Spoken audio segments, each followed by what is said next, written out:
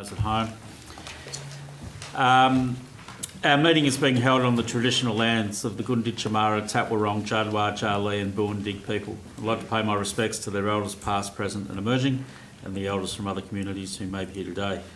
Please note all council meetings will be audio recorded and may be live streamed to council's social media platform, with the exception of matters identified as confidential items in the agenda. By participating in open council meetings, individuals consent to the use and disclosure of the information they share at the meeting, including any personal and or sensitive information. Other than an official council recording, no video or audio recordings of proceedings of council meetings will be allowed without the permission of council. Item 3, the prayer. Councillor Calvano will lead the meeting in a prayer. Okay, thank you, Mr. Lamb. Almighty God, grant this council wisdom, understanding and sincerity of purpose for the good governance of this Shire. Thank you. Item 4, apologies. One apology this evening, Councillor Henry. Item 5, confirmation of minutes. The recommendation is that the minutes of the council meeting held on 12th November 2025 be confirmed as a correct record of business transacted. If I could have a mover, Councillor Campbell, seconder, Councillor Barber. All those in favour? Carried. Item 6, declaration of interest. Yes, Mr. Mayor, leave of absence, 7.1. Yeah. You want to leave? Yeah, just for a moment. Thanks, Yeah. Councillor Calvano. Thank you very much, Mr.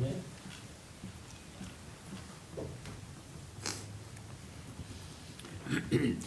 Item 7.1, Councillor Calvano leave 1 May 2026 to 30 June 2026. I'll move the motion in accordance with section 35(4) of the Local Government Act 2020. Council grant a leave of absence to Councillor Albert Calvano for all meetings held from 1 May 2026 to 30 June 2026 inclusive. Seconder, Councillor Campbell. All those in favour? Carried.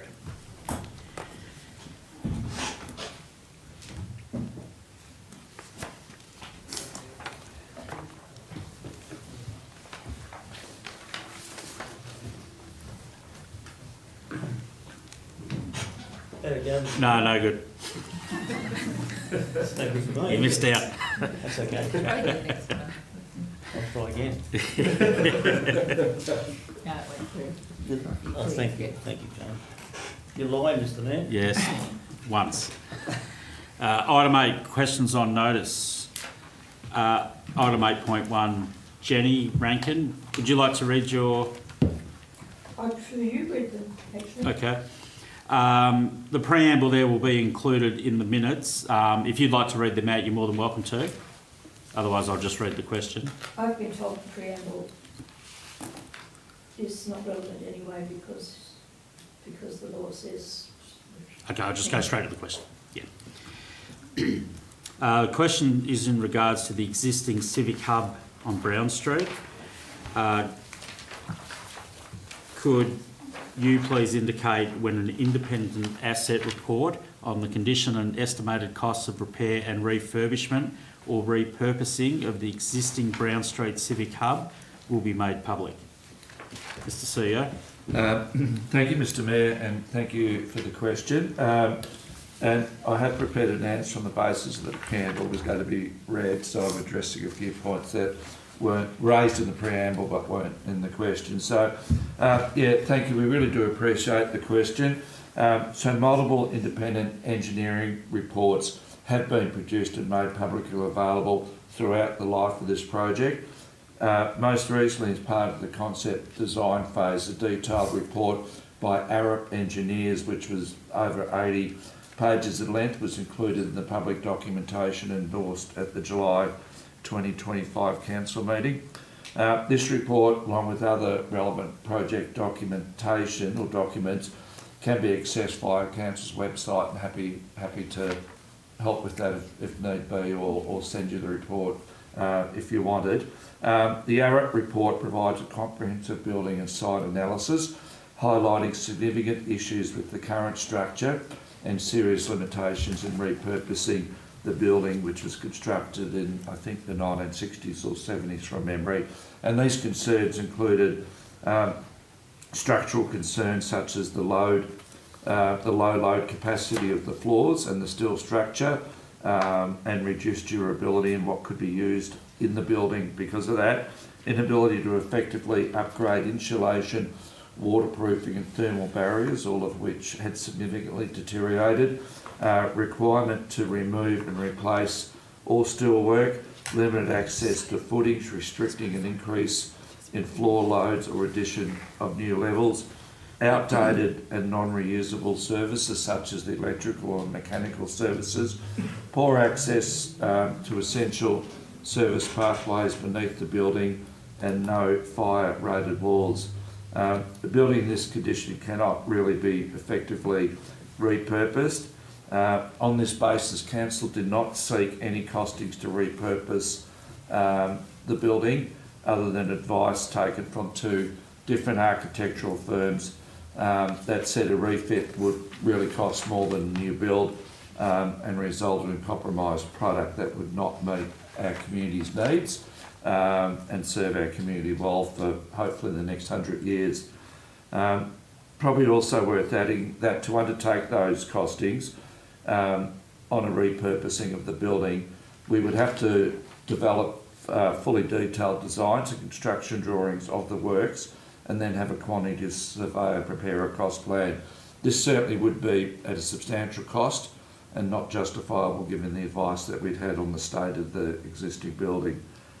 I also add that the current gallery building would not be fit for purpose as a library for exactly the same reason. In addition, it also had other flaws in terms of its use as a community facility, including there are no windows or natural light in the building, no community meeting spaces and no acoustic layers.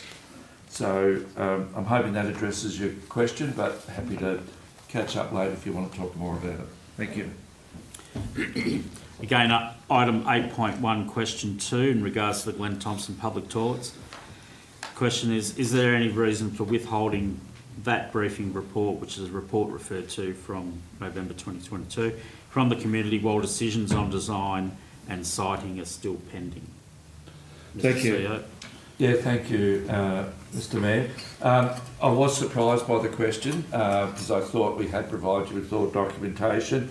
Our Intrepid Governance team did check for me this morning, and what we found, which is probably why you didn't get that report, is that it didn't exist. So there's no briefing report about the Glen Thompson public toilets for November 22, but our search did find that there's one for December 22.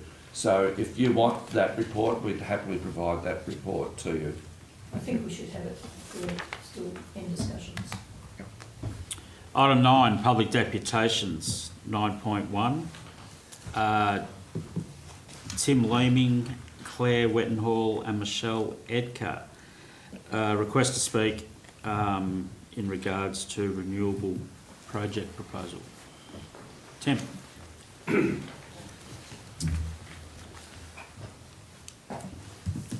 Thank you very much, Dennis and councillors. I'd just like to express gratitude in being able to listen to us before Christmas. I can't see with my glasses. I've borrowed these tonight because I left one in the ute. So excuse me if you're a blur out there and I can read. It suits you. So the three of us are representing farmers within this renewable zone.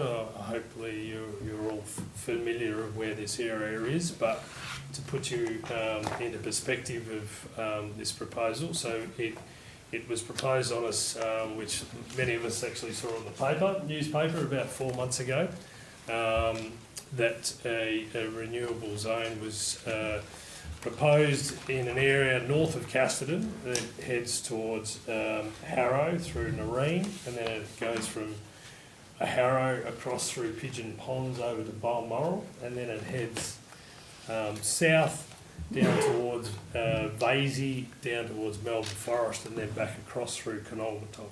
So that area up there. If that, hopefully you're all familiar with that in your Shire tours around the place. So a beautiful part of the world, and the three of us are representatives of individual businesses within that region, but we're also second generation land caring farmers from up there. We've got a lot of years between the three of us farming in that particular region. We're all going to talk on our I suppose our personal expertise in different areas, and how that some of those all that experience and expertise, we're going to talk to those points that are dear to us, but also what we think that we're qualified to talk about. So I'm going to talk to you about some of the agricultural impacts of what this renewable zone will do for the region and this zone. Claire's going to talk about the environmental impacts with her background, and Michelle will talk about the social impacts, which is dear to her background and her expertise as well. So I know we're on a bit of a tight time schedule. We've also provided you with some more detail of some of our concerns, and if you haven't got a copy of those, we can email them through later on. But you've all got, there's not a lot of great detail with me, because I was loading cattle at midnight last night and then at 5 o'clock this morning, and I'm a bit ragged. So anyway, one of the things that I'd like to, and it's, I don't want to teach you to suck eggs, but the proposed renewable zone is a very, very important area within the country as far as sheep production. So I know a lot of you are familiar with the area, but it's very undulating, and it's a beautiful landscape that's got delicate soil types, but it's very quite narrow in its agricultural use, mainly because it's not suitable for broadacre cropping. We have sandy loam type soils that don't hold moisture, but also can get very, very wet and waterlogged. But we have a beautiful aesthetic and undulating topography that is been magnificent for the grazing of livestock. So predominantly sheep, but also cattle. It's warm, it's sheltered, and it's also quick out of the blocks from the break of a season. And we'll forget about the last 2 seasons that we've gone through, but we're now into one of the best springs that you'll ever see.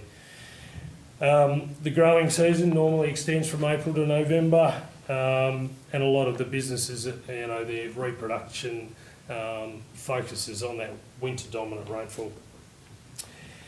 It has been documented well over the years, since the 1970s, through the Southwest Farm Monitor Project, which is now called the Livestock Farm Monitor Project, that this southwest region is one of the most profitable sheep regions in the whole of the nation.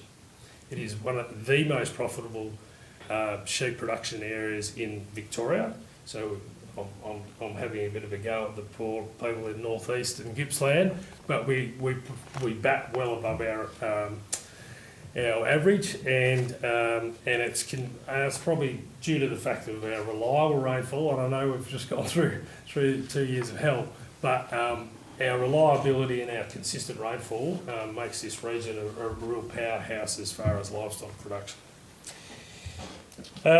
Now, some of the main concerns, and another thing that is, we are in the wool capital of the world, and the reason why we're in the wool capital of the world is due purely for the density and of that sheep population and footprint.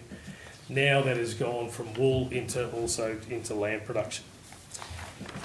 Giving you a bit of a background on what agricultural sheep production is worth to the country, back in 21-22. Sheep production contributed 4.9 billion to the national economy.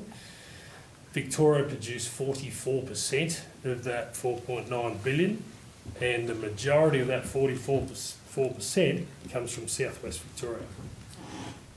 This year, despite a drop in sheep numbers in the last couple of years, we are going to exceed $5 billion in Victoria through sheep production. So that's wool and sheep meat. So sheep production has a major, contribution to GDP in the state and national economy. Now, some of the things that we're really concerned about is, and those of you familiar with wind farms and the way that they're constructed, is that there is a road network that must intertwine between each turbine, and that disturbance and that, I suppose, the construction of the actual turbines and the roads is going to be one of the biggest impositions on the environment since white settlement. And you might sort of laugh at that, but there is no major developments in our region. So if you think you drive around the landscape, we've got our roads that we drive on the Shire roads and our private roads, but there is no, there's no factories, there's no, it's a beautiful natural landscape. Now, land care started in Australia, it started in Victoria, and some of the oldest land care groups that's really got land care up and going as a national and a world movement started right in this district. The amount of waterways that have been protected, I remember driving from Balmoral to Cavendish as a kid, and the salt scars on that road, on the Cavendish-Balmoral road, you nearly needed to wear sunglasses. The salt scars and the erosions was horrific. You can drive around this landscape, around this district that I'm talking about now, and it is absolutely magnificent. Nearly every riparian zone, every tributary, nearly every part of a river or major waterway is fenced off and revegetated to its natural landscape. It is absolutely a sight to behold. Claire's going to harp on that. Sorry, I've stolen your thunder a bit. You've stolen a lot of thunder. Road construction. So the road construction, when we're thinking about winter, I've constructed a lot of roads on farms over the years, kilometres and kilometres of them. Actually, probably better than some of our Shire roads. Anyway, Vic roads, I should say. Not Shire roads. Vic roads. So the amount of material that's going to be required for a 400-tonne crane to access the bottom of a wind tower 365 days of the year in a waterlogged winter in the middle of Pigeon Ponds or Balmoral, can you imagine the type of road? It will need to be a Vic Roads road. One that, the good ones from years ago. The amount of material that'll have to be brought onto farms and the graders and the earth moving equipment and all that foreign material brought onto farms for that to happen is absolutely mind-blowing. So yesterday, the head of Transport Victoria stated that the Warwick-Nabil Energy Park will have an estimated 144,800 truck movements for the construction of the project, and that's the equivalent of 35 years of normal truck traffic in that area. Now, I don't know who the hell is going to repair these roads after this infrastructure is put into place.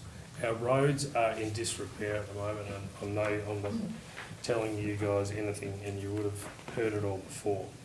But I think one of the things that we've got to learn from is the blue gum industry. The blue gum industry came into this part of the state, and it came all over Australia in the early 2000s. Now, we missed the boat. It was a highly subsidised, tax incentivised industry, and we have got a blue gum industry. I'm not saying that it's not a viable industry, but it's probably got back to its sustainable level. But in the interim, we've had a lot of that. The amount of damage that was done for our arterial roads is just catastrophic, and we haven't been able to. Anyway, I'm just using that as an example. We don't want to go down the same path again. Who's going to pay? Right. Interruption to business. Sorry, Tim. Just we're sort of extending the. Yeah. Right, I'll hand over to Claire. There's three other points. Biosecurity. We've got a vet in as one of your councillors. That is a threat. we've got infrastructure that's going through a number of farms, sheep, lice, foot rot, all those sort of OJD. Residue and waste materials is a concern from the wind towers, and also the fire risk, and the fact that we cannot use to the full extent is air support during fighting fires within the vicinity of the wind turbines. Anyway, I'll hand over to Claire.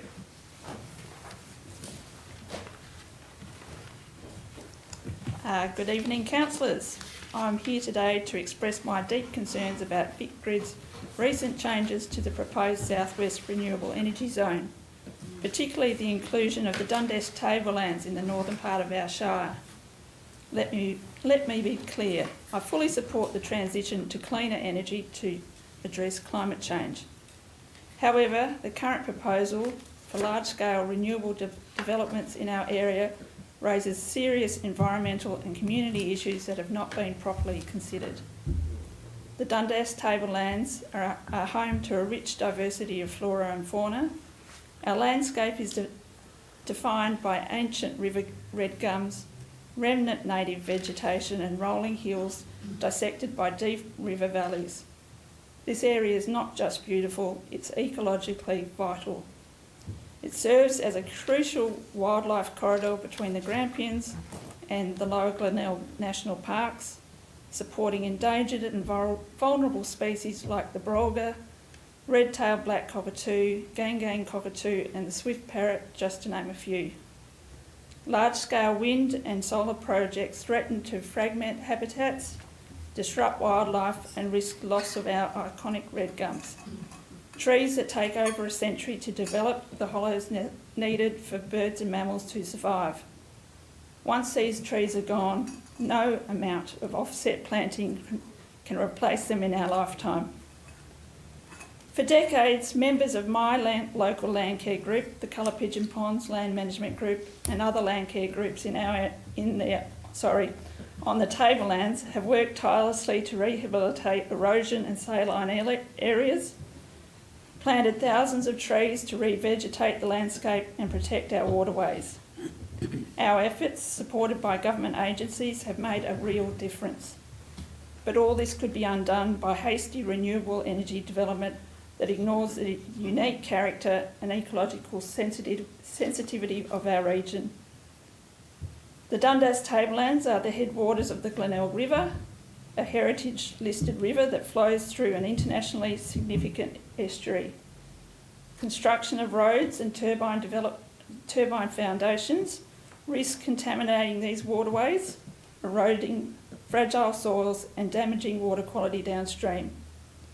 Moreover, the single-lane roads lined with remnant native veg would require significant clearing and earthworks to accommodate the massive equipment, further threatening our environment.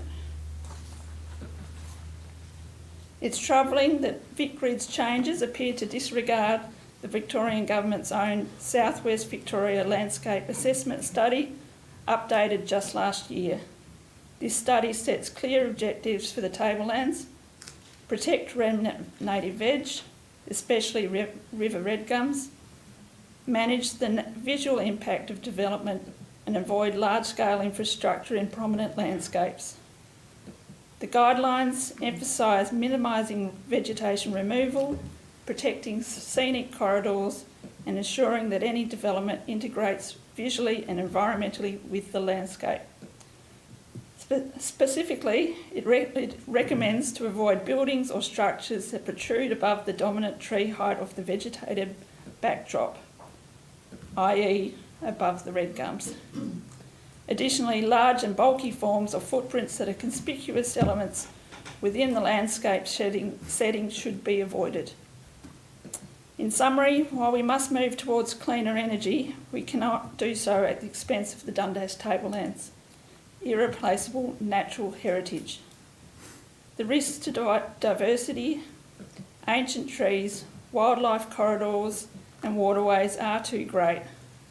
VicGrid's boundary changes have not adequately considered the environmental and community values at stake, and I urge the Council to support our community in opposing the addition of the Dundas Tablelands to the proposed Southwest Renewable Energy Zone.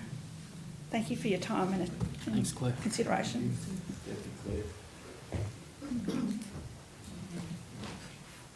I'm happy to finish it on that note.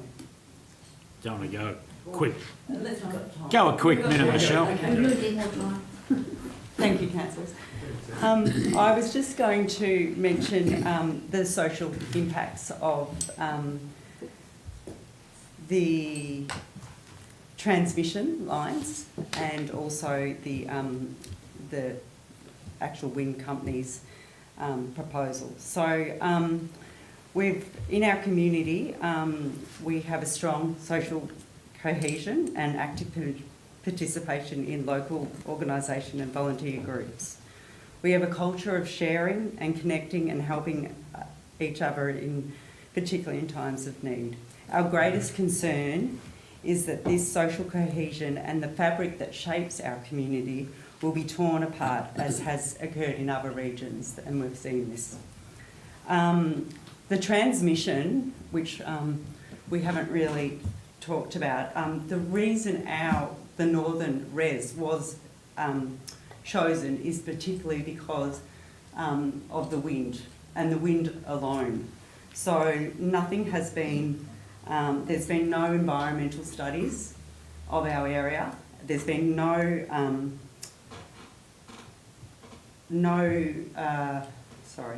community engagement in terms of the 100 kilometres of transmission that needs to go to either Haywood or Horsham. So apart from the transmission within the wind companies, we need to actually transmit it, so build transmission lines all the way to Haywood. So the economical cost and the environmental cost and the social cost of that is just disastrous. So I'll just end on that. Thank you. Thanks, Michelle. Councillors, the recommendation is the council receive the deputation. If I could have a mover, Councillor Rainsford, seconder, Councillor Campbell. All those in favour? Carried. Item 10, there are no petitions. Item 11, informal meetings of councillors. Briefing session 5 November 2025. Briefing session 12 November 25. Briefing session 26 November 25. Item 12, management reports. 12.1, Hamilton CBD streetscape revitalisation, tree audit stage 1 and project advisory group update. Director Neeson. Thank you, and through you, Mr Mayor, I'd like to present this report on the updated findings for the tree audit for stage 1 of the Hamilton CBD revitalisation project, and a summary of the feedback from the 3 meetings that have been held with the Hamilton CBD Revitalisation Project Advisory Group. So the tree impact audit, as detailed in this report, indicates that retaining any of the trees within stage 1 would present a very high risk. Even if council were to retain the 4 trees with the lowest infrastructure impact ratings, the audit shows that each would still have a variety of infrastructure issues that could cause problems if retained into the future.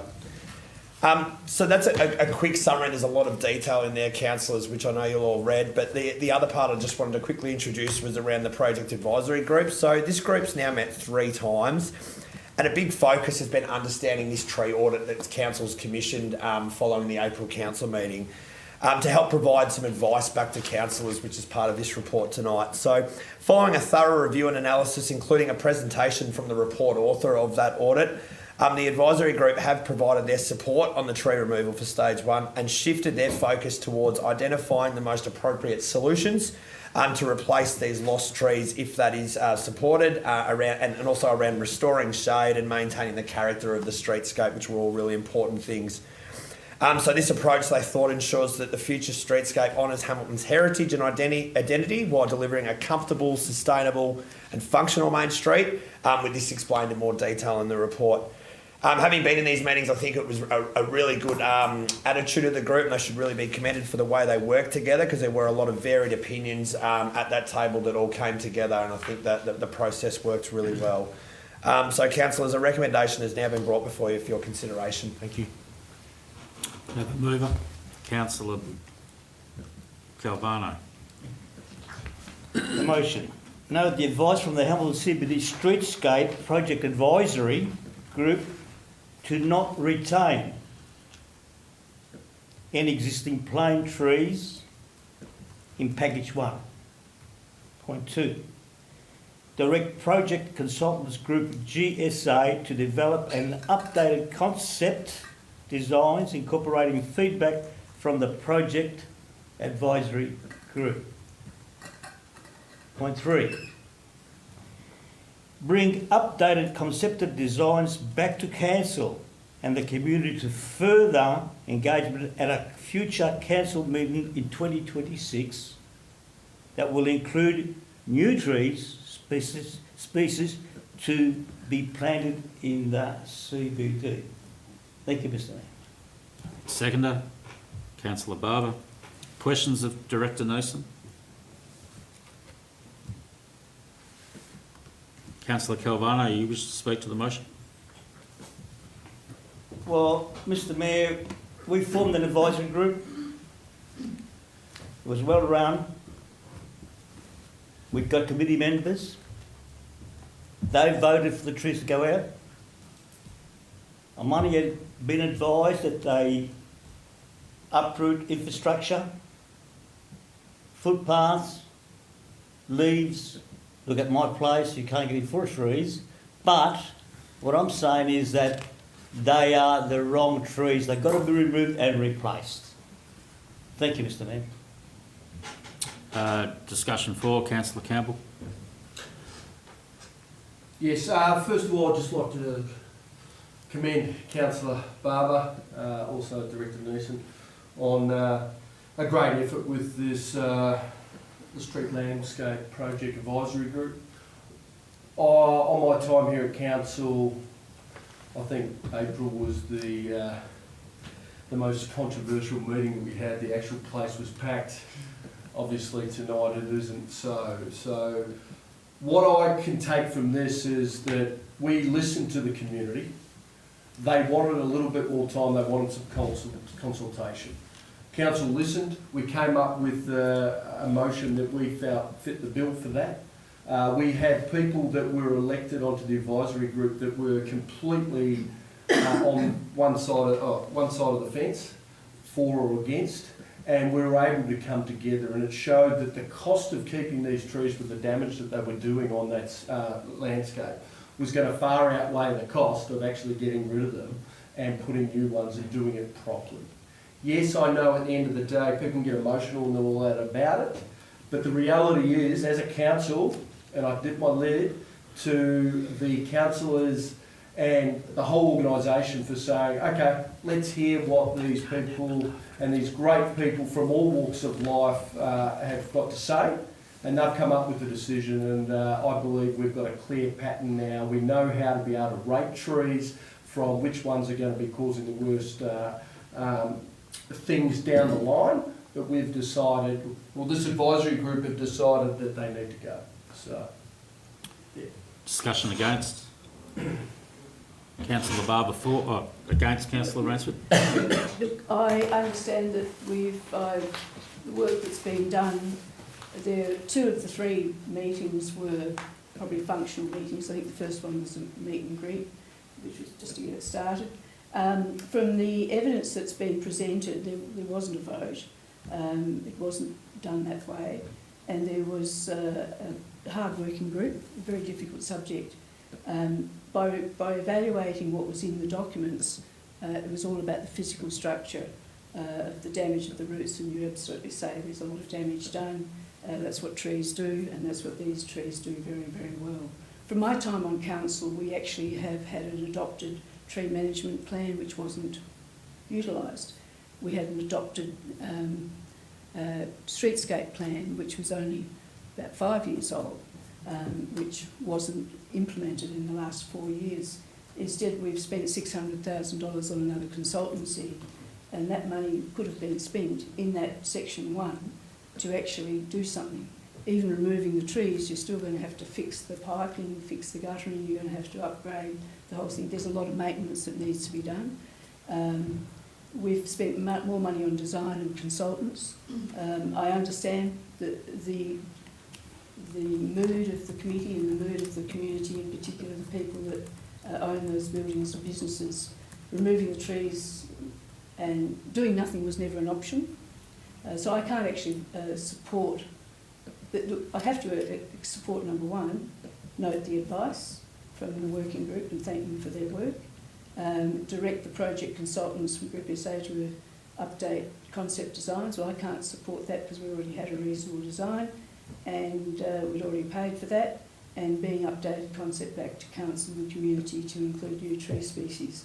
I acknowledge that this is probably all going to happen, but it's going to be happening based on funding. In the meantime, I'm concerned that we actually do continue with some maintenance, because this is not going to all happen tomorrow. We're still looking at another design process and a funding process. So there's been a lot more done since we had that April meeting to actually fix a few little things, and I just hope that we continue to do that. So I will be voting against it, but I understand the reality of what we're dealing with. But we should acknowledge why we're here at this stage now, and having done so little over the last 4 years, it could have been done. Thank you. Councillor Barber, speaking for. Thank you, Mr Mayor. Thank you, Councillor Campbell, for your acknowledgement. I'd just like to say, look, I've been in Hamilton a long time, and that was probably one of the most contentious issues I've ever come across in my time here with the trees. I'd just like to say, with the advisory committee, the group came together. Very true what you said, like fors and against. But one thing that was not denied by anyone in the room regardless was the fact that the trees were beautiful. Everyone agreed with that. What basically we came down to the conclusion that a 50-foot high tree in a street that's 20 metres wide, probably not really going to sustain for the rest of its life. I'm now saying that also trying to get root barriers in to protect buildings, etc., potentially would endanger the tree, you'd kill it anyway. The way the group worked together was quite amazing. The first meeting was quite, a meet and greet, but there was some very strong opinions on both ways. But what we found, and thank you to Director Neeson for his direction as well, is when we started to explore these different options, or just explaining what's actually under the ground, which is what you can't see that's doing the damage, things started to turn. So all of a sudden it was a realisation that we have to think with our head and not follow our heart. No, we didn't want to have to get rid of all those beautiful trees. Like, they look great now with what Sophie Blackman and the business group have done with the bows and everything, but the realisation was that let's do something in our community that's going to benefit someone 50 years down the track, but we're not having this decision because we've got the infrastructure put in to the ground to sustain trees moving forward. Once that all sort of came to head, then the whole group came together as one and actually threw some really good ideas at it. And I'd just like to commend everyone involved with the group. They were fantastic, showing up when they needed to. And not only that, it wasn't just 3 meetings, but I know Director Neeson and the team, you'd probably almost say, gave them homework to a point where they could go away, think about it, talk to their particular groups of friends. And that's how that community consultation works. So we don't actually know how many hundreds of people we actually got to, but that was my directive as a chairman. I said, you people are the conduit between your group of people in the community, and we want you to go out and talk and find out what's going on. Look, great outcome, hard decision, but my probably point of view heading forward now is let's not have a council in 50 years' time trying to have to do the same decision. Let's put the infrastructure in properly next time. Thank you. Any further against? Councillor Manning. So back in April we had to decide whether to accept concept plans for stage 1 of the streetscape revitalisation, and back then the concept plans included removal of all the plane trees in Grey Street between Thompson and Brown Streets. And while the arborists noted that the damage and the risk associated with the trees, it also described them as high value, attractive and functional trees that could be feasibly retained with appropriate action. The concept design for stage 1 will inform the designs for stages 2 and 3, so right across the CBD. So it's important that we get it right in stage 1 so that that can go out. And when I say getting it right, I mean giving these high value functional assets the consideration they deserve. So, following our motion and extra investigation, we now have a more rigorous audit rating system that can be applied to the 99 trees within the Hamilton CBD and potentially around the Shire, which is great. We've got a system. Part of that motion, we also asked for a future maintenance program and strategy for the trees, which I look forward to seeing. I thank the officers for all the work that they've put in to developing these audit strategies. The findings of the audit rating system are that all 25 trees have been defined as problematic, which is what we wanted to know, and the recommendation is therefore to remove the 25 plain trees in stage 1 of the revitalisation project. I support this recommendation based on this evidence. And this will be viewed as an I told you so. I'll pay that. Back in April we did have the same recommendation. But I do believe that the plain trees in the CBD are significant infrastructure and therefore deserving of significant investigation before being removed. And that's happened. It's also true that additional work to form a CBD project advisory group has led to valuable insights from community members and great consultation. Meaningful community consultation as described, and congratulations to Councillor Barber and everyone involved. I support the recommendation to include the suggestions from the project advisory group by the consultants, and I'll be eager to see how they include those. And to finish, I'll say that I look forward to seeing the updated concept designs in the new year and then hearing feedback from the community again, because it will go out for community consultation again. So it's not the end of the community consultation, it's the beginning, and it's great to have an advisory group from the start that we can carry through to all the stages. So I support this recommendation. Councillor Calvano, anything to close? Mr Mayor, I just like to a cost of a ratepayer, to the cost of the ratepayer, about $100,000, we did what the community wanted. We got an advisory group. They advised us that all the trees come out from Thompson Street to Brown Street. I want to congratulate Mr Neeson and also Councillor Barber for the time and duration of actually putting up with the people involved in it and the business disruption, business people, whatever the case might be. And I hope that later on it's not going to be a disruption to the business if they are removed. Thank you, Mr Mayor. Councillor Barber, given your participation here, anything to close? No, thank you, Mr Mayor. Yeah, just briefly, I'd just like to sort of back up what Jane said, Councillor Manning said earlier about that was certainly something that Director Neeson and myself actually expressed to the group about the decision that you make in stage 1 is going to build on stage 2 and 3. So sort of try to give the community ownership over what was going to happen, and I think with the ideas that came forward from the group and the decision, I think we've managed to do that, and also ongoing business support too is extremely important on that when we start the works. Thank you. Go to a vote. Those in favour? Against? Do we have a division? I'll call those in favour again. Councillor Manning, Councillor Calvano, Councillor Campbell, Councillor Barber and Mayor. And against, Councillor Rainsford.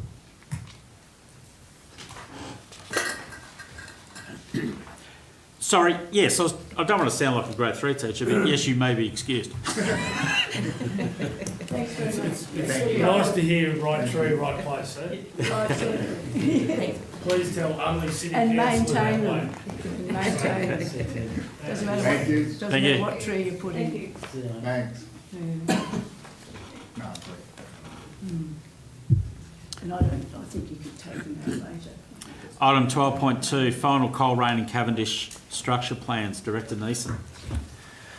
Thank you, and through you, Mr Mayor, I'd like to present this report on the adoption of both the Coleraine and Cavendish structure plans. So, Council has prepared these structure plans for these towns as part of its broader commitment for the future of our small towns. Community engagement has been a really central part of the development of these plans, with over 60 participants contributing to various workshops, place-based activities, and then further consultation that's been done throughout 2025. So the resulting visions and action plans have helped directly inform these structure plans, and capturing a really strong locally driven vision for each township that's unique for their own characteristics. So the resulting consultation that we completed following releasing these as draft documents has re-emphasised around those key directions in both plans. So there's been no changes that's had to be made following what was released previously, Council. So these are presented for adoption to seek approval to prepare a planning scheme amendment to implement the relevant actions of both the structure plans, and so a recommendation is before you. Yeah, if I can have a mover, Councillor Rainsford. I'd like to move that Southern Grampians Shire Council adopt the Cavendish structure plan on behalf of the Southern Grampians Shire Council. To secondly, adopt the Coleraine structure plan on behalf of the Southern Grampians Shire Council. And thirdly, in accordance with Section 8A of the Planning and Environment Act 1987, seek authorisation from the Minister for Planning to prepare and exhibit a planning scheme amendment to implement the relevant recommendations of the Cavendish and Coleraine structure plans into the Southern Grampians planning scheme. I have a second to Councillor Manning. Any questions of Director Neeson? Councillor Manning.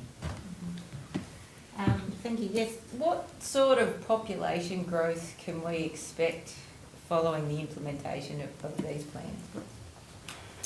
Thank you, through Mr Mayor. It's a very hard question to answer, Councillor Manning. We do hope that there is some population growth driven by these, because there are some things in there that have been proactive in terms of looking at how we can see more housing in the towns. At the same time, we've made sure that these plans are done and some of the supporting evidence fits around the various supply and demand analysis that we've done. So we haven't gone and tried to rezone huge amounts of land that isn't suitable for these towns, but more been in line with what we heard through the consultation around making available land more accessible for people. The example being in Cavendish on the eastern border, in terms of allowing more flexibility for some of that farm zone that sits on that eastern border, but allowing people there to do, we'll say, some more higher intensity development, but still very, very low, but something that wouldn't be allowed currently with the farm zone. So we do hope that does trigger some more lifestyle blocks or these types of things, or even the opportunity for accommodation businesses or different things are some of the examples. So we're not going to see a huge explosion through this, but at the same time, I hope we're supporting the aspirations and needs of both these towns and allowing some growth to occur. Thanks. Councillor Barber. Thank you, Mr Mayor. Firstly, congratulations to Director Neeson and all the officers on their work with these structure plans, because it's a fairly reasonable piece of work, as you can see by the number of attachments. Just a question on point 3. Is there any risk that the Minister for Planning will knock back the rezone request at all, or is that just a procedural thing a little bit? Thank you, Mr Mayor. There's obviously always a risk in terms of taking something to the Minister for adoption. I think what we've tried to do to try and minimise and reduce that risk is the really strong, I know you've just referred to it, supporting documentation and consultation that we've completed as part of this. And we haven't tried to go and do something that's out of characteristic for that town. And maybe some recent examples in this region have been maybe a little bit ambitious in terms of what some of the background information will tell you, where that's maybe led to the Minister asking further questions. So we're really hopeful that we've done these in line with what we've heard with the community and also what our background researchers have told us, to try and give us the best chance of making sure they're adopted and approved by the Minister. Thank you. Councillor Calvano. Thank you, Mr Neeson. When do we expect an answer back from the Minister that of the structure plan for Cavendish? When do we expect read about? Thank you, through Mr Mayor. I would say 12 months would be something that we see, but the probably thing I'll just preface that is, and this is very deliberate from how these documents are done, there's a lot of things that sit in action plans or things that the community have told us. So there's nothing that stops us getting on as a council with some of these things and actually doing these today or next year sort of thing. So while there is the planning side of it, in terms of the planning scheme amendment, it does take some time. there's a lot of, I'll say, more localised initiatives that council can actually start doing, whether that's through future budget bits or even the community. You'll see in the documentation there's a lot of stuff that falls around a partnership approach. So we would hope the community can grab some of these. We have an upcoming community grants program round coming up. So there's lots of ways that we can hopefully see these plans come to action very quickly. Thank you, Mr. Further questions? Councillor Manning. One more a technical question pertaining to the Cavendish plans. Most of the existing public park and recreation zones have now been changed to public conservation and resource zones. Can you explain the difference between the zones and if public access will change according to this change? Thank you, Mr. Mayor. Public access won't change. That's something I can absolutely guarantee you. So a lot of when we talk around the PCRZ, focuses around protection along the river, which is something that we heard really strongly from the community, and I think they really value that. So it doesn't change anything at all with access. It probably more recognises the value that's placed on that area in the town. So there's still walking tracks can happen. It doesn't do anything. It probably just ensures there's no inappropriate development more occurring along that site. So yeah, I want to absolutely relay that concern. Any further questions? Councillor Rainsford, wish to speak to the motion? I'd like to speak on behalf of it. And between Cavendish and Coleraine, there's a lot of familiarity and common ground there. We've been a long time waiting for these structural plans to allow the development. I think it's important that we've now got the conditions that people can now look in those particular areas and make application for land use and change and new building permits and recreational development projects that improve tourism or other industries, and it's not necessarily changing the zone up front, but they are now, it's an enabling document for both of these communities. And Cavendish has stolen the heart from Hamilton, but there's a Red Gums. The Coleraine Rail Trail is now called the Red Gum Rail Trail. So they stole our Red Gum theme. But we can work together, because one of the features that actually is in this document for Cavendish, which is common with Coleraine, is to develop a rail trail as one of those potentials. But just on a bit of history, I was at the Cavendish community barbecue last night, and on their history board, which you've probably all read, here's a little excerpt. I just think this is interesting. While on an educational tour in 1857, a teacher, James Bonwick, gives an interesting personal view of a narrative extract from his book Western Victoria, its geography, geology and social conditions. The quotation description: Cavendish is a small township halfway between the Black Swamp, Balmoral, and the Grange, Hamilton.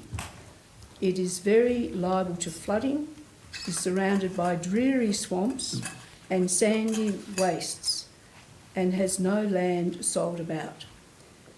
This is no loss for agriculture, for agriculture is impossible. I wish Tim was still here. To relieve this cheerless aspect, there is an excellent national school in the place, which boasts of having the largest boarding school in the West. In brackets, hardly the view of Australia Felix. So I find that really interesting. This is a thriving community, highly productive agriculture, with retaining our landscapes, retaining our value of nature, and that's why the Red Gum Festival is all about looking at environment. We have environmental workshops and nature and looking at the river. And Coleraine is very similar. Arboretum, looking at their nature, looking after history, looking after the historic buildings.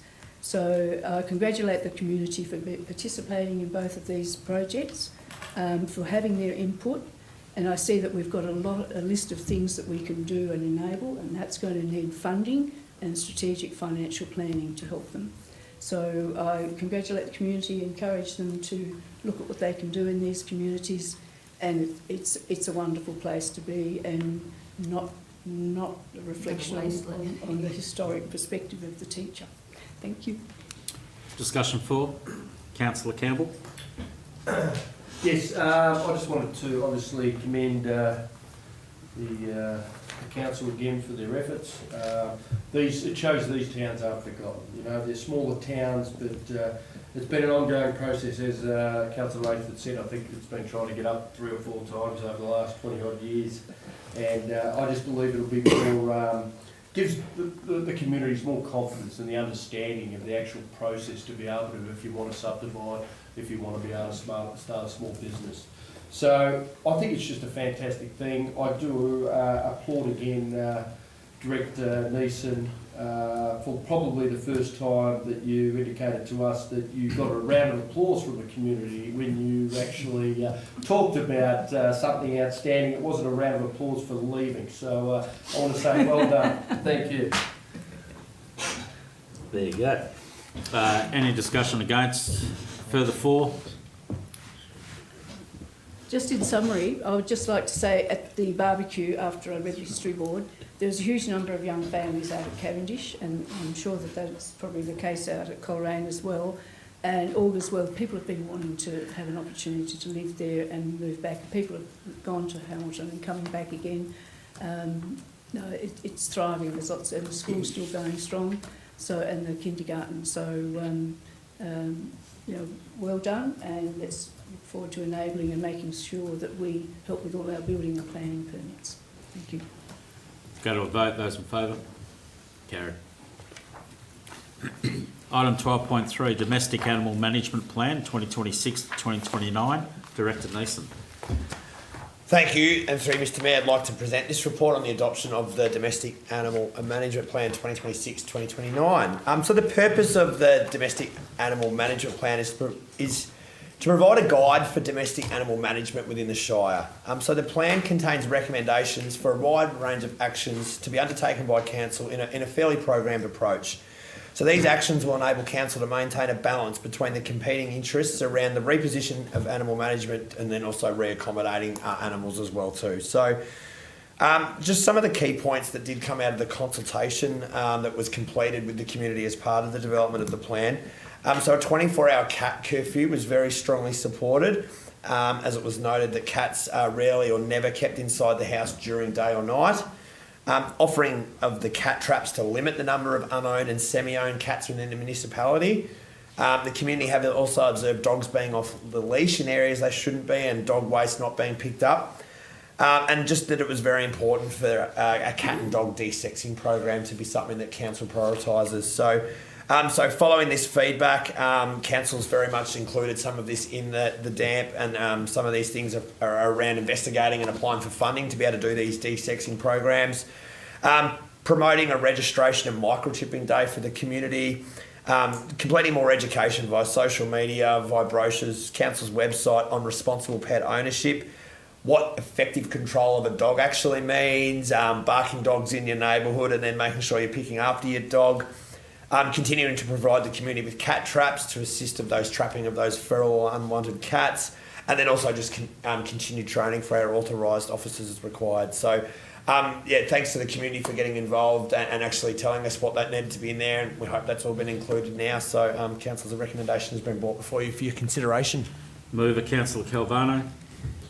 With that recommendation as a motion, the Council adopt the Domestic Animal Management Plan 2026 to 2029. Have a seconder, Councillor Campbell. Any questions of Director Neeson? Councillor Campbell. I've got a question, yes. Director Neeson, we want to encourage the registration and identification of dogs and cats. Can you provide me the cost now to be able to do that and the previous cost? Because we want to encourage people, but we're not really getting encouraged with the cost increase. Would that be correct? Thank you. Thank you, through Mr Mayor, Councillor Campbell. I just don't have the numbers off the top of my head, but in answer, I think, more to your question, yes, we have seen an increase of the levy that we do need to pay to the state government. So that's something that has come in and only been recently announced. So that there will be an increase. That's actually not council making that increase, but actually that's something that we already had an amount we have to pay to the state government. That's been increased. There are a variety of different levels in terms of both for dogs and cats. If your animal's desexed, etc., there's actually discounts that are provided. But yeah, I just couldn't give you all those direct answers off the top of my head. Happy to provide those to you after the meeting, though. Councillor Rainsford. Well, Bess and Max both cost us $67 to register. They Dogs got some. Can you remember the previous or not really, I suppose? I think it was 45, but it's 67. Got a tick next to it, so it's paid. Director Nason. Thank you, Teresa Mayor. All the information is on our website. There's quite a long list. So there's $146, for instance, if a dog is a declared or restricted breed. But then it does drop down to 83, 46, 37, depending even if you're a pensioner, if it's dissect, etc. Even lower for dogs that are kept for stock.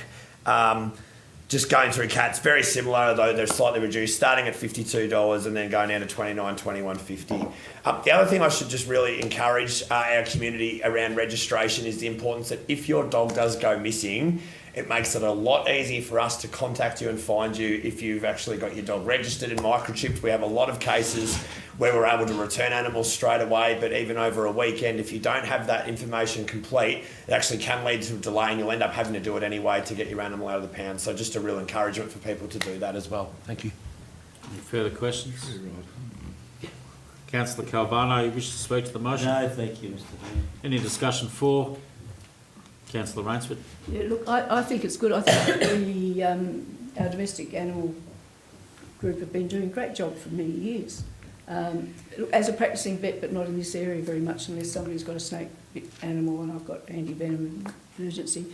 I find the relationship between the rangers, the councils, very important. Wherever I've worked, in a lot of places in different states, it's really important. These animals are part of our family. For people that don't want to keep their cats locked up, you will reduce the cost of vets because you'll have less cat bite abscesses, you'll have less broken legs,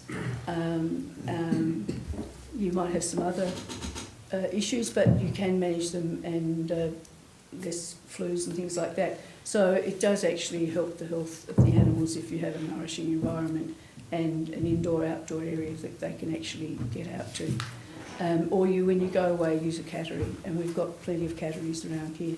I'd just like to compliment how I see with Facebook, with the rehoming of animals, looking after them, and the fact that you're working with another shire, I think with Moyne and potentially others, 3. So I think that they do a great job, and it's really important because they are part of our family and not just working dogs, and then they become absolutely essential too. So congratulations and keep up the good work. Thank you. No discussion against. Councillor Manning for? Councillor Rainsford basically said the things I was going to say. What a great team, and yeah, pets are so important for companionship and working and a lot of things, and the team takes great care and has a great rate at rehoming and returning pets. Bit of a problem with wandering dogs and feral cats, but that's part of the job, and great to see there's some solutions being put forward to combat those issues. So thanks to everyone for their efforts. Let's go straight to a vote. Those in favour? Carried. Item 12.4, Youth Policy and Charter. Mr CEO. Thank you, Mr Mayor. Councillors, this report is in response to notice of motion 325 from Councillor Henry in February this year. This report seeks the adoption of Southern Grampians Shire's Youth Charter and our revised youth policy. As councillors know, council is committed to fostering ongoing engagement and building capacity for the young people in our shire. Council values and celebrates the fantastic diversity of young people and works to nurture their contributions across social, educational, environmental, cultural, economic, sporting, recreational and of course creative pursuits. The Youth Charter details 5 principles on which Council will work with the youth of the Shire, and that includes collaboration, listen, empower, advocate and respect. The policy and youth charter were informed by the results of our 2025 youth survey. These results provide Council with important data about the needs, wants and preferences of the 12 to 25-year-olds in our Shire. This information also guides future planning of youth programs and initiatives for the coming 3 years. Youth policy, the updates to the youth policy have been made to include the Youth Charter and clarity around the commitment to delivering on the principles of the Charter to ensure young people in our Shire feel heard, valued and are able to actively participate in civic life. Councillors, the recommendation is before you. Have a mover, Councillor Manning. Yes, I move that Council 1 adopt the revised youth policy and 2 adopt the youth charter. Seconder, Councillor Barber. Any questions of the CEO? Councillor Manning, you wish to speak to the motion? Actually, I do have one question, sorry. No, We'll go it's back. fine. Councillor I Campbell. just need to ask, do we, I know it's 12 to 25-year-olds, but will we have to look in the future of adding this whole online social media platform and stuff, or not really? From a youth channel perspective? Because obviously we're talking about, in general, all things engaging community, like do we have to chuck that in or not really now? Yeah, it's a really good question, Councillor, because no doubt the way we communicate with young people will substantially change given the laws that have come in this week that mean that 16 and under can't be on social media. So that certainly will change in the way we do some of our work with young people, but certainly some of the social media platforms, what I'm told is that our young people have certainly been progressively stepping away from them for some time. Councillor Manning. Just to say thank you for putting this together. Thank you to Councillor Henry for raising this in the first place. It's really important. We speak all the time of retaining our youth. Following school, a lot of the consultation we did during the council plan was we need more things for our youth. And this survey's been great to hear exactly what they want and need and are willing to participate in. And I especially like that we will now consider as part of the management reports how everything that we're deciding on will impact youth, and that's front and centre with everything else. So I appreciate the work done and I look forward to implementing it and seeing what we can achieve additionally after it. Discussion 4. Councillor Rainsford. No, I think it's good. It's good to have a policy, but what we're touching on that the ban of social media is all about getting together, as the Prime Minister said today. Join a sport, start a new hobby, read the book that was on the shelf, just get out and see people face to face. And here's the spin. I actually could see that the structure of our previous gallery. People might not have seen it before, but that Ashworth Gallery had windows. The Sawtooth area was all windows when I first came to this area, and it was used as a gallery. It's been bricked in. It had windows right off, and I could see that the library and the whole gallery area could be utilised as a youth space, and we could do it overnight. And that's one of the reasons that I've been so interested in looking at alternatives for the Brown Street building. And that back wall, there was actually a design for glasswork that could go on that back that wall was put in with an office, and it actually used to have glass windows all the way, and there was actually a design from John Orville to do stained glass work. So we could look at spaces, and it's not just about having written things on paper and networks. We need opportunities for youth to come together, even if it's just somewhere where there's a locker cabinets where they can lock their bags away while they go down the street and do other things. Our kids have all grown up through here, and I was lucky that I had offices in town and veterinary clinics and stuff. I had a place they could come to, but a lot of the people out of town don't. So I think there's opportunities that we could look at purposes and spaces, and not just words about having a youth policy, but that might even come from the youth when they look at the leadership and the things that they could do. Thank you. Any discussion against? Further for? We'll go straight to a vote. Those in favour? Close? Councillor Manning, you can. I'll just close quickly by putting the call out to all the youth. We're about to build a community hub with a massive library and a huge digital space, which will be a space for youth to use. It'll be a new building. It'll be backing onto a beautiful civic square where there'll be open spaces that youth can use, and we want youth to have input into the design. So over the coming years, I implore the youth to have input into the design, make it what you want it to be, participate in the consultation. Thank you. Those in favour? Carried.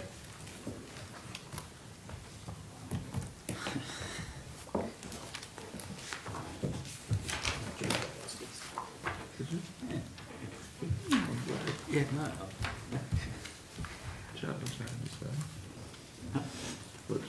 No, just the whole bit at the end, it was good. Item 12.5, Plaques and Memorials Policy. Director Scanlon. Thank you, Mr Mayor. Councillors, this new policy before you will guide the installation of commemorative plaques and memorials on council-owned property and within our public spaces. This has been developed in response to community request seeking information on what is our approach, and it provides a consistent framework to assess and manage such applications. The policy provides guidance for both council officers assessing such submissions, but also the community in considering such options. We've recently undertaken community consultation with the draft policy, and we received 4 submissions, and we acknowledge the time taken with those submissions. They've been quite thorough, certainly well thought through.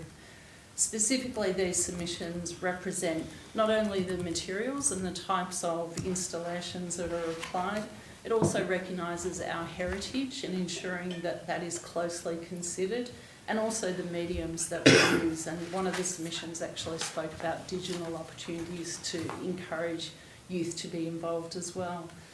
Councillors, a summary of the submissions is received, is included in the report, and the recommendation is before you for consideration. Thank you. Have a mover, Councillor Manning. I move that Council, number 1, adopt the Southern Grampians Plaques and Memorials Policy December 2025, and number 2, acknowledge the 4 submissions received following the public exhibition, noting letters of appreciation will be sent to each of the submitters. Seconder, Councillor Barber. Any questions of Director Scanlon? Councillor Manning. Got a few questions. One of the comments in the community feedback was who will be responsible for deciding if a person or event was of outstanding significance. Currently, before this policy, what has been the process of a community group or member wanting to erect a plaque or memorial, and then how will that change following the acceptance of this policy? Thank you, Councillor Manning. Effectively, up until this point, Council hasn't had a policy. So any submission received, regardless of how that was received, it could have been from an email, could have been through a formal request through to Council or through a budget bid. That's really been accepted across the organisation and then assessed, if I can say, in isolation. This policy really forms that framework in terms of not only what this would cover, but also how that would be evaluated and determined. In terms of a process, we would have representation across the organisation to consider those submissions, to be putting a recommendation forward to executive. Depending on the project and the scale, there would also be opportunity for those sort of submissions to be considered under our community grants, that those guidelines would need to be altered and agreed to. It could also come through Council's budget process. Thank you. Councillor Calvano. I just want to ask Director for Infrastructure, is that how does it affect the Indigenous people? Are we included? Are they included? Thank you, Councillor Calvano. Through you, Mr Mayor, there's a number of existing policies and strategies that really complement this policy, and certainly I'd like to make reference to a couple in particular because they're really pertinent to the submissions we received as well. We have our gender equity and our arts and culture policy particularly, and together with our youth engagement and also, our council's reconciliation action plan are probably the key policies that are really pertinent to this one that we could have further consideration as well. Yeah, Councillor Calvano. The Reconciliation Action Plan, are they aware of this policy? Director? Through you, Mr Mayor, Councillor Cavana, these are council policies. So I'm referring to council policies. So yes, we're aware of those policies. Thank you, Mr Mayor. Councillor Manning. Yeah, one more question. Does council manage space, is referred to in the policy, does that also refer to DECA-owned land? And what constraints does DECA put on their land pertaining to plaques and memorials?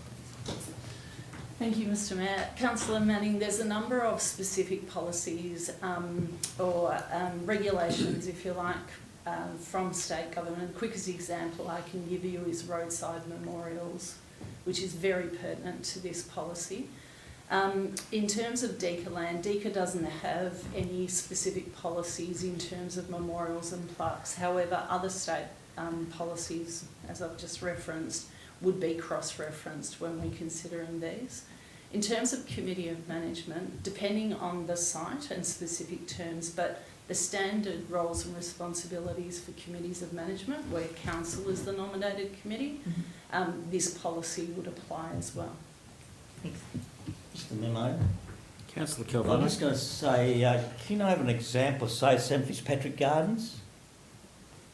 DECA owns it. We are the committee of management. Correct. Is that correct? Correct. And we are allowed to put what we want on it, or we have to consult DECA? Through you, Mr Mayor. Councillor Cavano, this policy would apply in that instance, and again, depending on what the proposal is and right even down to the exact location within that reserve, we would consider those other state policies that I've just referenced, but this policy would be a key guidance. Thank you, Mr Mayor. Thank you. Any further questions? Councillor Manning, speak to the motion. Yes. One of the things I love about being a councillor is learning about the contributions and achievements of the residents of this shire, and learning about the history and hearing the stories. And a close family member often says the quote, "The shortest distance between two people is a story." And I see this policy as a basic framework, how we can recognise and acknowledge and publicly tell the stories of the people and events that have shaped the Shire.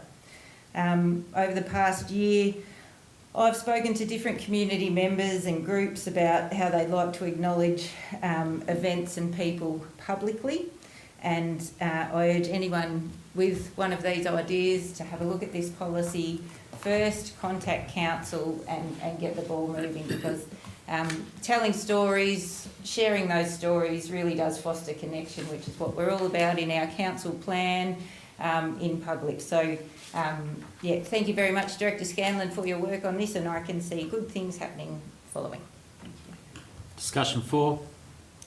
Any against? Councillor Manning, anything to close? No, thank you. Go to a vote. Those in favour? Carried. Don't know. Councillor Barber.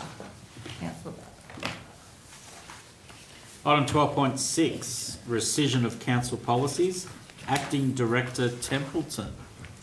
Thank you, and through you, Mr Mayor. So the executive leadership team and senior leadership team are constantly in the process of reviewing and updating policies listed on the council's policy listing. As a result, there are two policies which have been identified as being recommended for rescission, with the content of both of these policies having been incorporated into more recent documentation. The policies for rescission are the Cultural Protocols and Practices Policy and the Historical Societies and Museums Policy. Councillors, the recommendation is before you for your consideration. Have a mover. Councillor Manning. Yes. I move that Council 1 rescind the Cultural Protocols and Practices Policy, 2 rescind the Historical Societies and Museums Policy, and 3 Note that the content of both of these policies has been incorporated into recent documentation. Seconder, Councillor Barber. Are there any questions? Councillor Manning, you wish to speak to the motion? Only to say that emphasise point 3, the content of both of these policies has been incorporated into recent documentation, and I'll speak particularly to the cultural protocols and practices as a council representative on the Reconciliation Action Plan Working Group.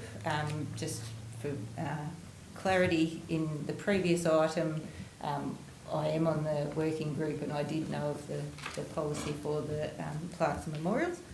But just to flag that the Reconciliation Action Plan has superseded the cultural protocols and practices, so nothing's been removed, it's just been put into different things.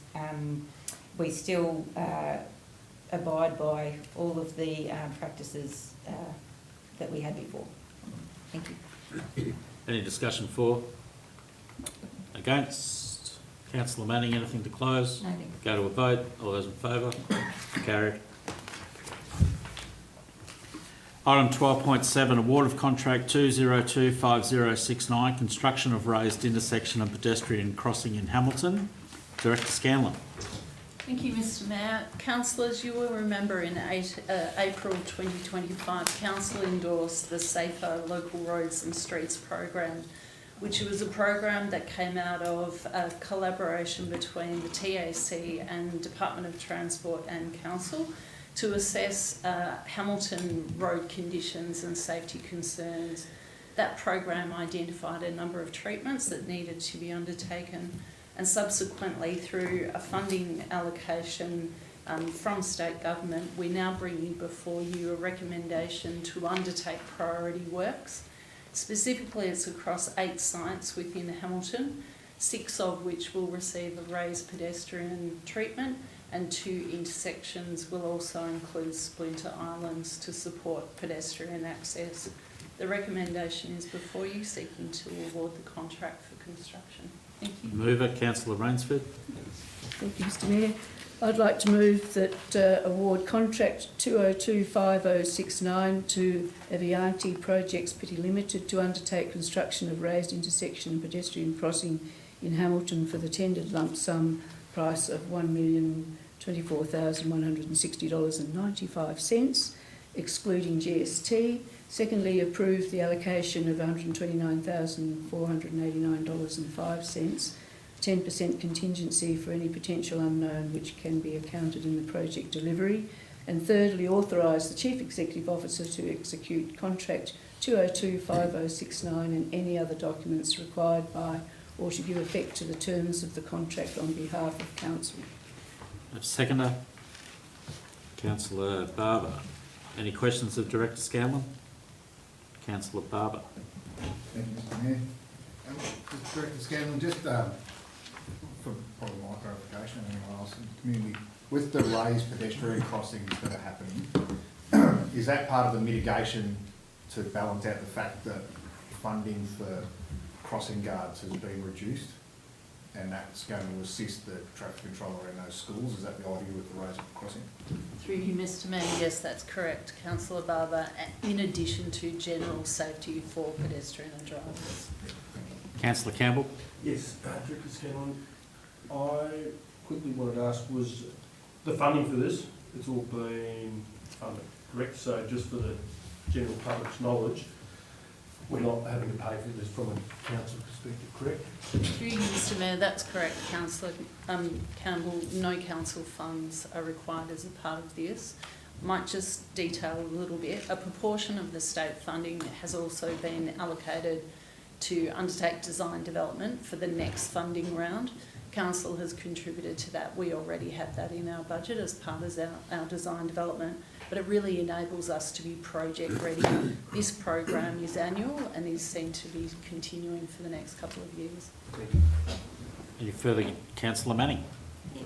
Just a question on the solar lights. We've had a little bit of a delay with the solar lights in Cox Street, and that's resulted in some temporary lights.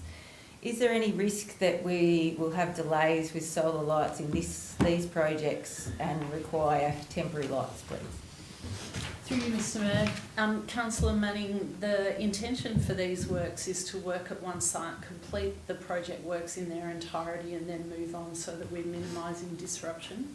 The lead contractor is working with a subcontractor that has worked on other lighting projects with us, and part of the evaluation panel actually asked that very question, and it's been confirmed that those supplies are not delayed.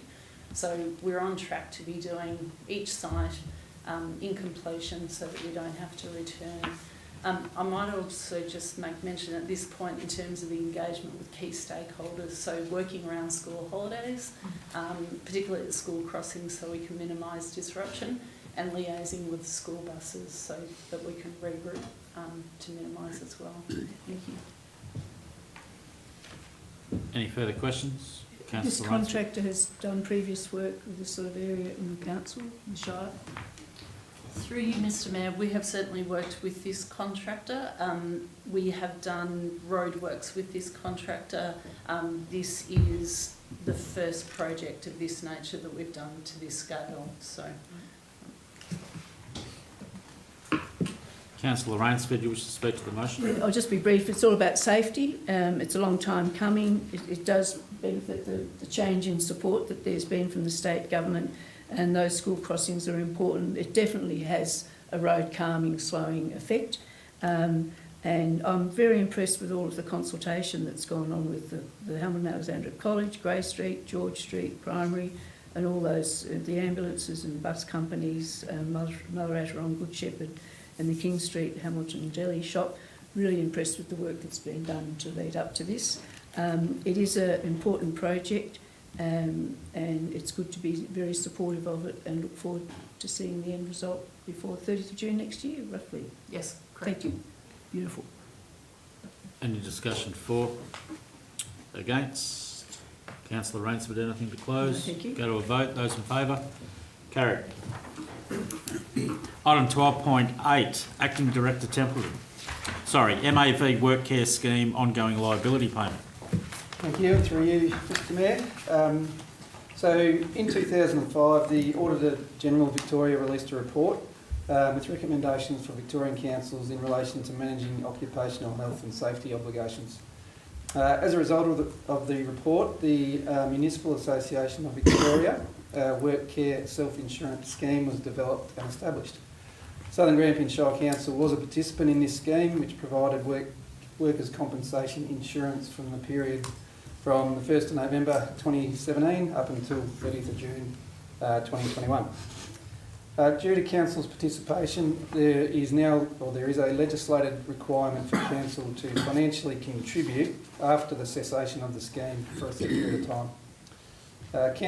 Council has recently received advice from MAV regarding the actuarial review of the 3-year period ending 30th of June 2024. So that's where they review the liability of the scheme. The total scheme deficiency at this time was approximately $5.8 million across all councils involved, and Council's share is $249,753. So this item is before Council to seek approval for the payment of this current liability. The next actuarial review will be undertaken for the period up to June 2027, which may result in requirement for a final liability amount with an invoice that would be payable after June 2027. So Councillors, the recommendation is before you for consideration. Mover, Councillor Campbell. Recommendation that Council, number 1, approves the payment of the MAV Work Care invoice dated 30th of June 2025 for the amount of $249,753 excluding GST. Number 2, authorise the Director of People and Performance to finalise and sign all documents in relation to this payment. Number 3, note the requirement for a final adjustment payment due after 30th of June 2027. Have a seconder. Councillor Manning.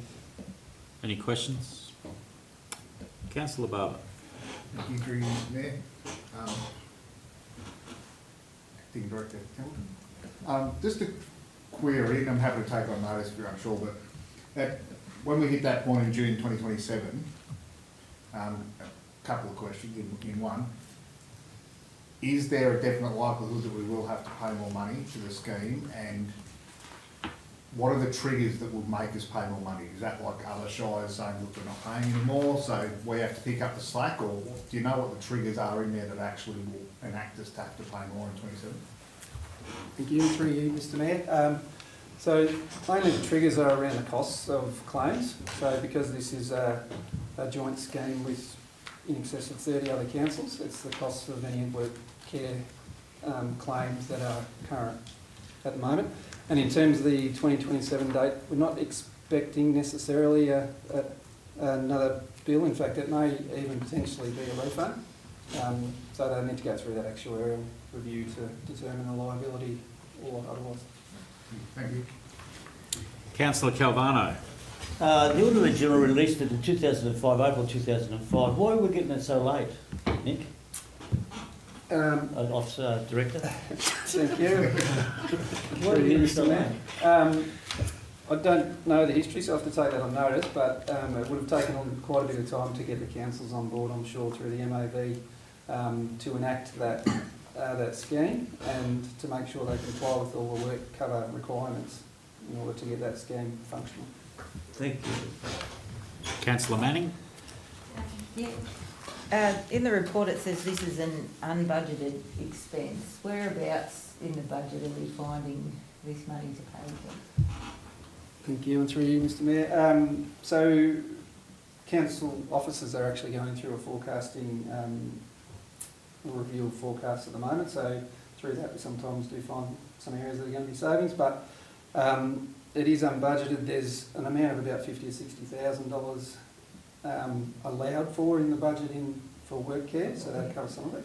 And we have been in receipt of some grants that were unbudgeted as well, so we're probably going to be the main contributors, but it was an unbudgeted amount. Councillor Campbell. Yes, Director Templeton. I see here 2017 we commenced, 2018 saw an 8% reduction in premium. Now it's probably too hard right now to give me, since we jumped in there at the 8% reduction, what sort of money did we save?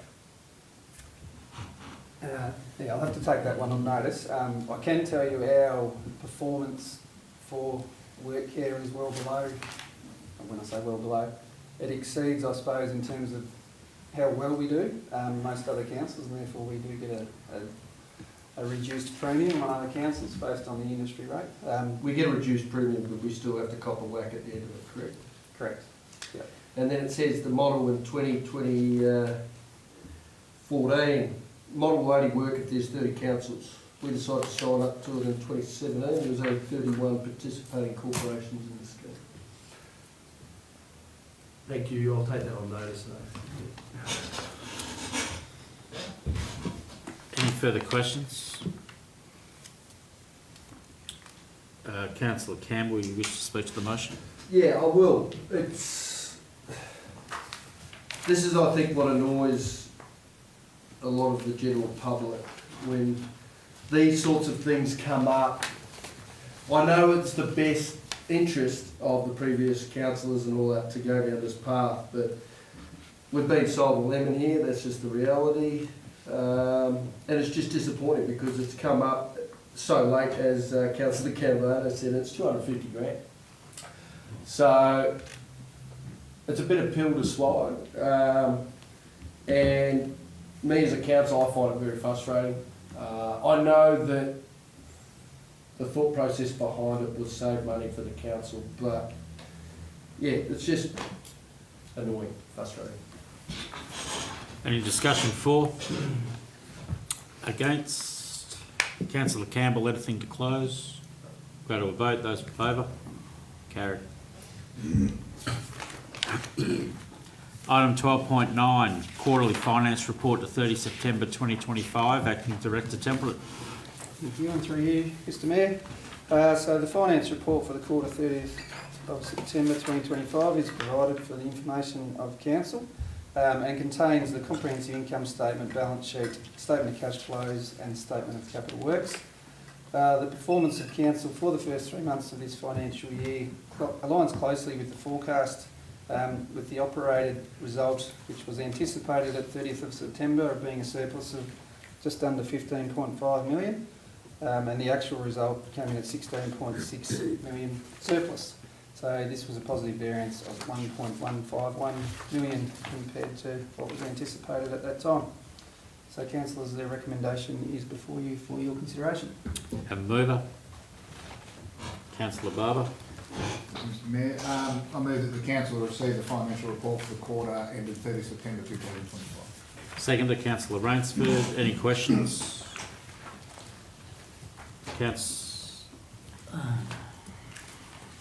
Come on. Sure. Come on. Councillor Calvano. Well, I was just going to ask, Mr Mayor, no, forget about it. Forget about it. All right. Forget about it, Mr Mayor. You got your holidays. Yeah, thanks, mate. Councillor Barber, you wish to speak to the motion? Oh, thank you, Mr Mayor. Just briefly, just to commend Acting Director Tilden and his team on the work, and great to see that you're higher than expected in what we hold. It's fantastic. That's always good when the figures bump up a bit. Well done. Discussion 4. Against. Councillor Barber, anything to close? No. Go to a vote. Those in favour? Carried. Item 12.1, Audit and Risk Committee, meeting minutes 27 November 2025. And I think we know why the little fella's not with us tonight. Acting Director Templeton. Thank you. Through you, Mr Mayor.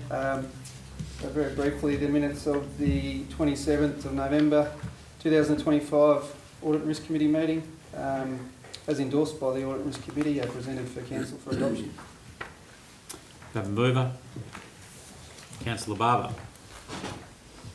The council notes that the minutes for the Audit and Risk Committee held on 27th November 2025. Seconder. Councillor Manning. Any questions? Councillor Barber, do you wish to speak to the motion? No, thank you.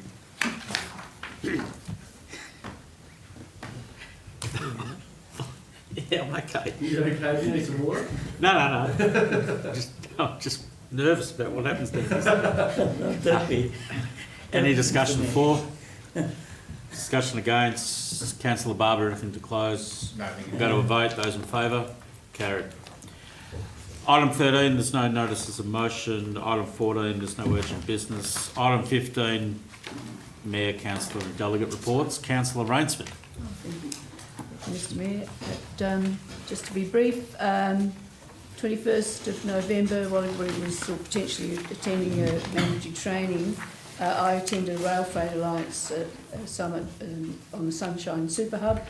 It was a well-attended forum with insights into the negative impact of removing the rail crossings at Sunshine, which they'll have a negative impact on freight as well as passenger services, increasing the distance for freight trains, impacting efficiency and putting more trucks on the road and congesting the city even more. On the 23rd of November, I attended the Balmoral Bush Nursing Centre Independent Living Housing Project, which was a room for the football club rooms or the community rooms at the sports centre in Balmoral. It was very well attended. It was interesting to see how they go about this process of they've found some land, they're looking for community to support, and it's very much focused on independent living for potential retirees, but also younger people or worker housing. Really interesting project, and I wish them all the success with that. The 1st of December, we went out to AgVic on the first day of summer, which was actually a hailing gale, and we all got drenched. There was a smart farm field day, which was really interesting, on multi-mix pastures, and I was volunteering at the Rotary barbecue. And just on that Rotary, just to give a shout out to Rotary. I'm only a recent addition to their game, but they do an amazing job. And they did was it on Sunday?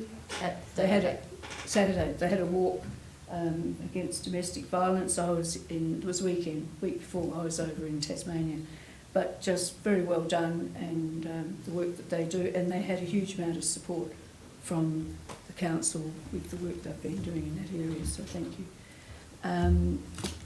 The 3rd of December, the briefing, we had a visit out to Rist again with AgVic Smart Farming featuring innovation in training, which was really fascinating. And the 5th of December, with other, huge number of people in the community, I didn't actually see anybody else there, I was there for a while, held a lovely St Mary's Christmas parade, huge number of children, lots of other activities, and a hive of activity, and a credit to the organisers.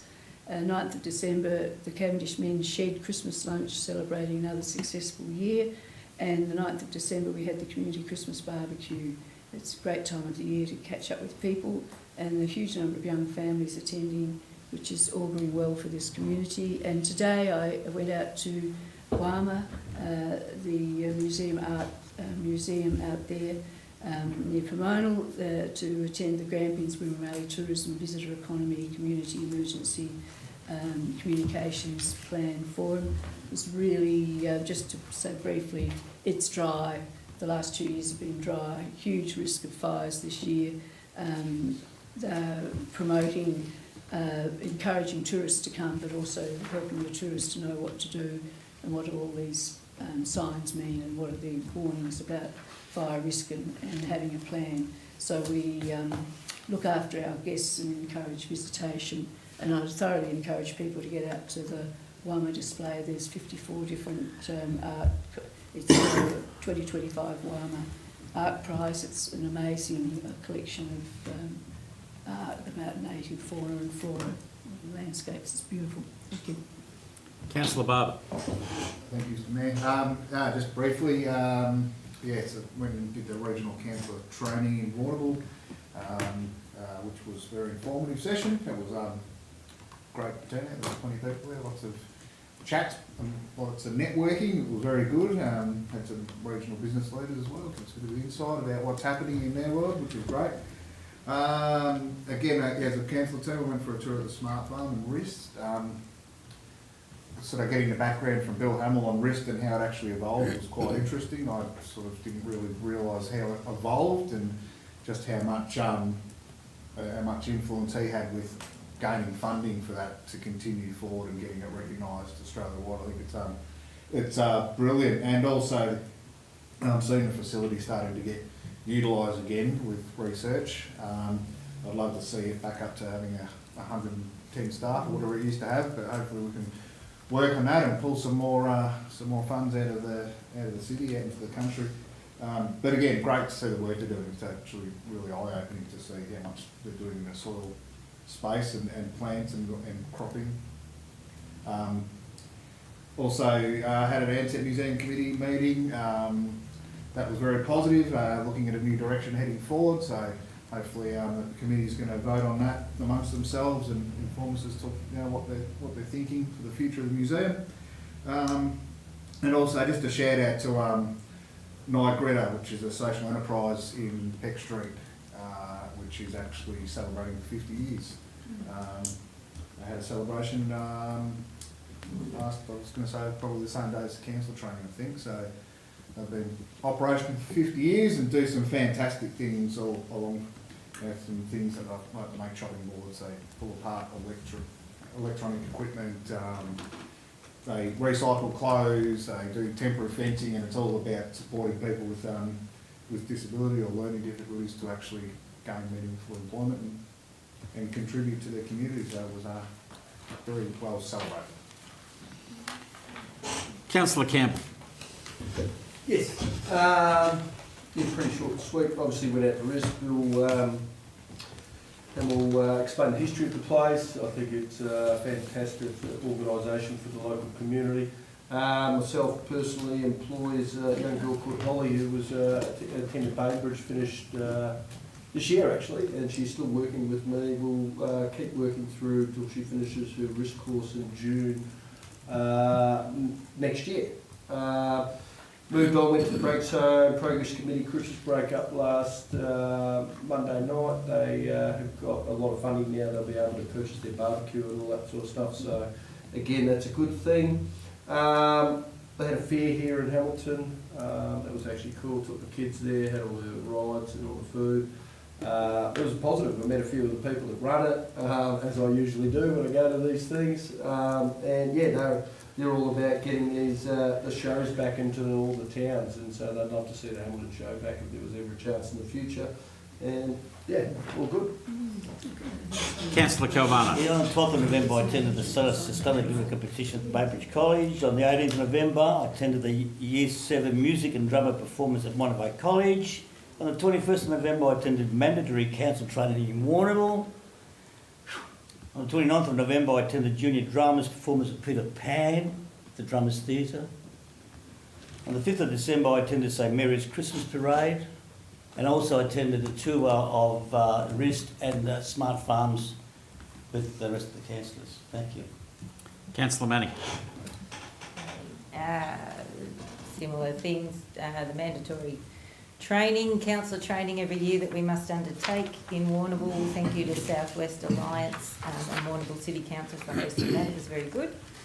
On the 27th of November, I had a Reconciliation Action Plan Working Group meeting. And I just wanted to take a moment to acknowledge it was our First Nations Community Engagement Officer, Stacey Charles's last meeting. As she's leaving the role, which she's been in for a little over 2 years. In this time, Stacey's achievements, education and influence on the organisation and the community have been immense. Some of her achievements include identifying and building important relationships with our First Nations community members and organisations, the formation and administration of Council's first Reconciliation Working Group with Aboriginal organisations and community members, development and implementation of Council's first Reflect Reconciliation Action Plan, which has been endorsed by Council and Reconciliation Australia. Stacey has delivered successful Reconciliation Week, Sorry Day and Survival Day events across the Shire, including leading Council's Reconciliation Week choir, the Southern Grampians Songbirds. Stacey has also organised and implemented training opportunities for council staff on cultural heritage and on treaty for community. But most importantly, Stacey has increased the understanding, the value and the recognition of Aboriginal and Torres Strait Islander cultures, histories, knowledge and rights in our Shire. So I thank Stacey very much for her work, and I wish her well, as does everyone at Council, on what she'll be doing next, and hopefully still have some interactions in that space. A few other things I went to, the Rotary Walk for Domestic Violence. Thank you very much to Rotary and Council. I was joined by Mayor Heslin and our CEO and a number of other council staff. It was great to see a lot of people there. The tour of RISP was very impressive. It's a great facility, and I love research, and I had a great day. And then on Sunday, I chaired the AGM of the Miranatwa Hall Committee. Congratulations to the existing committee, which were re-elected. It's a strong community out there. They've had to be stronger in the last year because of the fires that significantly affected. And they have an excellent tennis team, which I've been lucky enough to join a few times. And I look forward to helping and Council helping getting funding to renew those tennis courts to keep that community thriving, and we'll keep that on our advocacy list. Thank you. Oh, and Merry Christmas, everybody. Yeah. Well said. Merry Christmas. Okay, just the highlights. The 18th of November at the PAC, the Peter Fitzsimons book launch, the Weary Dunlop book, well attended by the community. 19th of November, the Dunkeld Tourist Information Centre Christmas dinner. Our guest speaker was sharing the room with his primary school teacher. The significant part is that the guest speaker was 78 years of age. So you can do the math. It was just a unique experience for everyone. 22nd of November, the races at Penshurst went off very well. 27th of November, Victorian Tourism Awards, the Dunkeld Tourism Information Centre was nominated in the volunteerism space. Came second, knocked off by the zoo. And I think one director may have suggested we might wander down to the zoo and start letting some of their animals out. But the 29th of November, the Rotary Walk Against Domestic Violence. 1st of December, along with Councillor Manning, we had a little bit of a private tour of Hurl, just to find out that everything's in everything they have, which was amazing. Probably the highlight on the 2nd of December was the Hamilton and Alexandra College, the Pacino to Grade 2 nativity play. It was my first. That was a highlight. 5th of December, South West Vic Alliance AGM. 6th of December, Mount Rouse Historical Centre in Penshurst.